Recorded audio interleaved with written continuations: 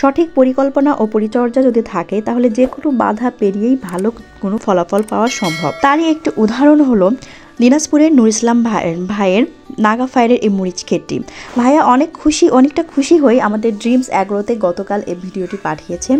এই মরিচের ক্ষেতটিতে দেখুন, দেখা যাচ্ছে যে মরিচের ফলন অনেক ভালো, ফুলের পরিমাণটাও যথেষ্ট পরিমাণ আছে মাশাআল্লাহ, এবং এখানে কোনো প্রকার কুকড়ানোর রোগ কিন্তু দেখা যাচ্ছে না, ঢলে পড়াও দেখা যাচ্ছে না। একদম শীতকালের সতেজ জমি দেখতে যেমন হয়। তো যারা প্রচণ্ড তাপদাহে চিন্তা করছেন যে মরিচের চাষ করবেন কি না, তাদের জন্য এটা একটি সুন্দর দৃষ্টান্ত হতে পারে।